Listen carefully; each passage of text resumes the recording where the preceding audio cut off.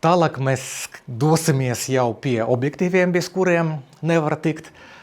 Šeit es iezīmēšu tieši Canon jauno VCM sēriju no visiem objektīviem. Diemžēl priekš Canon RF pagaidāmie ir citu ražotāju objektīvu trūkums patentu dēļ, tāpēc Canon mēs pieminēsim tikai viņu oriģinālus objektīvus. Un Sony mums ir visbagātīgākais brands, viņam visvairāk ražotāji pieķerās un ražo objektīvus. Visdrīzāk nav patentu. Nikons, diemžēl, arī tur Z bajoneti zem patenta, tāpēc tur ļoti maz objektīvu pārsvaru tikai Tamronam un bišķiņ Viltroxam ir. Canons paplašina savu fiksētu objektīvu sēriju. Mums šodien ir 50-35 mm. Varu iedot 85-nieku, mums tas drīzumā parādīsies nomā un demo. Jā, var teikt, ka iepriekš Canon 51.4 maksāja kaut kādi tur 300 eiro, tagad viņš maksā 1500, tā kā tas ir pavisam cits diapazons, pavisam citi izstrādājumi. Gan 35-nieks iepriekš tas bija 700 eiro kaut kur, tagad atkal 1300 uz to pusi. Šajā bildē netika pievienots 14 mm platlences, kas ir šī pavasara janvārī bija pasludināts. Interesanti, ka visi objektīvi ir vienā izmērā, vienā diametrā. Tas ir domāts atkal gan filmēšanai, gan fočēšanai. Tie objektīvi ir tieši hibrīd sērijas, vienlaikā spēj pilnvērtīgi strādāt filmēšanai, gan fočēšanai. Vienīgi tas 14-nieks, viņš ir tik piesatināts ar lecam iekšā, viņam tik daudz stikla iekšā, ka viņš ir smagāk par saviem brāļiem. Viņš fiziski ir aizpildīts ar stiklu, tur brīva gaisa nav. Kas ir īpaši tieši tiem objektīviem? Praktiski vienīgie voice coil motor objektīvi, VCM abreviatūra, viņam ir divi motori iekšā. Viens ir to saucam lineāri, kurš spēj novest fokusu absolūti jebkura punkta bez nekādiem soļiem. Mums ir zināmi veci objektīvi, kuri fokusēs, ka či. Viņi bez pa soļiem viņi staigā visu laiku. Un jo precīzāk vajag fokusu, piemēram, makroobjektīvam, tad makroobjektīvam bija puse, tas ir tuvumā, un ceturtdaļa attāluma, jo vajadzēja ļoti daudz soļus tam stepping motoram, lai precīzi noteikt fokusu makro kaut kādā punktiņā. Attiecīgi voice coil motor objektīvi, viņi spēja apstāties pavisam jebkura punktā. Pats ražotājs saka, ka tas ir tā kā analoga fokusēšana, kad jums nav 1, 2, 3, jums kā analogais skaļuma regulators. Pilnīgi jebkurā punktā var noteikt to fokusa punktiņu. Un otrs motors, viņš ir jaudīgs, tas ir USM motors, kas spēj visu to stikla grupu uzreiz mest vajadzīgajā vietā, virzienā. Tāpēc sanāk, ka viens motors ļoti ātri pārvieto fokusa grupas, otrs motors ļoti precīzi var apstādināt to objektīvu lecu grupu vajadzīgajā punktā. Tas dod gan ļoti ātru fokusēšanu pilna diapazonā, mazāk pa pusi no sekundes, gan ļoti precīzu vietu, kur apstājās. Viņam vairs nav tā meklēšana, viņš vairs nemeklē, viņi precīzi atbrauc un apstājās. Objektīvs var ļoti lēni pāriet no viena punkta uz otru, var zibiniski pāriet. Filmēšana mums vajag akurāti pāriet līdzienī, fotografēšana mums interesē, lai vienmēr attēls būtu objekts būtu fokusā. Un, piemēram, ar sekojošo fokusu mums nepieciešams, kad kamera saka objektīvam, ka objekts tuvojas, lai fokus nepārvietojas stepa pa soļiem, bet lai fokus tieši brauc kopā ar objektu. Un tēma ir svarīgi, ka motori sāk savu kustību momentāli ātri. Viņi, kad kamera saka, ka objekts saka pietuvināties pie continuous focus, tad motori uzreiz kustas, nevis viņam vajag kaut kādu pātrinājumu. Nu jā, un tad dubultie motori to mums visu dara. Jauniem objektīviem nav samazināts tas fokusa breathing, jeb kad mēs mainām fokusēšanas punktu, mums mainās bišķiņ grādu skatleņķa leņķis. Objektīviem var atvērt bez klikšķiem diafragmu, kas atkal mums video režīmā ļoti noderīgs, vai pārslēgt uz auto, tad automatiski regulēs. Tas ir atkal visi tai VCM sērijai. Tas ir atkal moments, kuru izmanto tikai pats Canons, kā objektīvs var paziņot kamerai, uz kuru attālumu viņš ir nofokusēts. Rezultātā kamera zina, kur ir tas objekts, uz kuru mēs fokusējamies, un var pielāgot savu stabilizāciju un citas funkcijas precīzi uz to attālumu, nevis uz dulli. Jeb parasti citi ražotāji, viņi tikai saka objektīvam, ko viņam ir jādara. Šajā gadījumā objektīvs mēs jau runājam gan stabilizācijas ziņā, gan attāluma ziņa, viss savienojas un apmainās informāciju ar kameru. Un control ring, kas ir visiem RF objektīviem priekšā, lieta, kuru var pilnīgi customizēt, pārslēgt vai uz ISO regulāciju, vai uz krāsu kontroli, uz visādām korekcijām. Viens no jautrākiem momentiem, ka šo var pieslēgt pie ārējas zibspuldzes kompensācijas. Un tad reāli fočējot pasākumu var dabūt vairāk vai samazināt zibspuldzes jaudu, neatraujot roku no objektīva. Mēs pēc fakta varam ar kontrol ringu tik tālu visu customizēt, ka pat zibspuldzes gaišumu kompensāciju.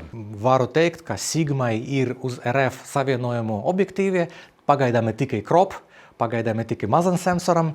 Tātad, ja gribas sev kaut kādu jauku mazu Canon kameriņu ceļojumiem, kaut kādiem izbraucieniem, lai nevest līdzi lielu savu darba zirdziņu, tad no Sigmas ir ļoti daudz, jau pietiekami daudz, gan fiksi, gan zumi tieši uz Canon kropiņu. Bet mēs iziesim caur Sony tieši virzienu. Protams, Sigma piedāvā sveto trīnieku. Tagad viņiem 2470 mums te ir jau otras paudzes, kurš ir tieša konkurence ar G-Master oriģinālu objektīvu. 1628 viņiem diezgan vienkāršs platlentis, bet kvalitatīvs. Mums šodien ir iespēja paspēlēties ar abiem 35 mm objektīviem, un visu mūžu tā bija recināts, ka tieši 35 mm uz pilna kadra tas ir tas dabiskais skats, kuru redz cilvēka acis, cilvēka smadzenes. Gan literatūra būs teikts, ka tieši 50 mm atbilst mūsu skatam, bet 50 mm vairāk izķer priekšējo plānu. 35 mm vienlaika parādā gan priekšējo, gan kopējo plānu. 1.4 ir klasiskais diapazons, 1.2 tas ir pirmais objektīvs ar 1.2, otrā paudze, kuram ir pilnvērtīgais asums 1.2 diafragmā. EF Canon spoguļlaikmetā objektīvus priekš Canona, kur bija 50 1.2, 85 1.2, tur bija nelietojama 1.2 diafragmā. Tagad mums 35 1.2 dod pilnvērtīgu asumu līdz pēdējiem pikselim uz 1.2 diafragmu. Gan ļoti smuki izsmerē visu, kas ir tuvāk vai tālāk, dot ļoti mikstu bildi. 50 nifty-50 klasiskais uz bezspoguļniekiem pilnveido šo te ainavu. Sigma pirmā pasaulē, kuriem izdevās izveidot 1.4 135 ar autofokusu. Citi ražotāji ir mēģinājuši, pārsvarā visiem ir 1.8 vai bija 2.0 ar autofokusu. Viltroks, man liekas, kaut ko bija mēģinājis ar ļoti lielu lecu, tā kā diezgan parocīgs objektīvs ar milzīgu 95 mm tādu priekšējo, varbūt pat 105 mm priekšējo filtriņu. Un portretiem šodien tieši paspēlēties 85 vai tieši parādīt visu dabā 24.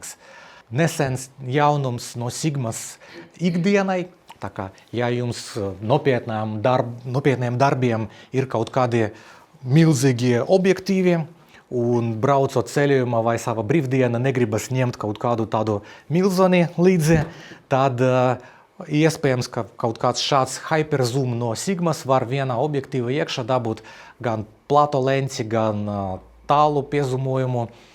Un uz šo objektīvu gribu šodien uzsvert. Priekš Sony šāds egzemplāriņš te mums ir. Mēs tikko runājām par to, ka trends ir dabiskie kadri, un dabiskie kadri mums kaut kur vai nu 50, es saku 35, vai nu bišķiņ plātāk.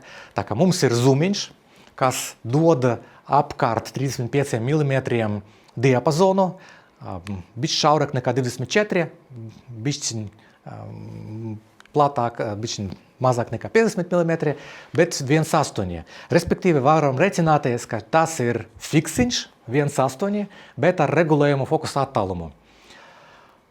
Tamronam interesants objektīvs, praktiski vienīgais makro, kas tagad paliek tirgu, piemēram, uz to pašu Sony.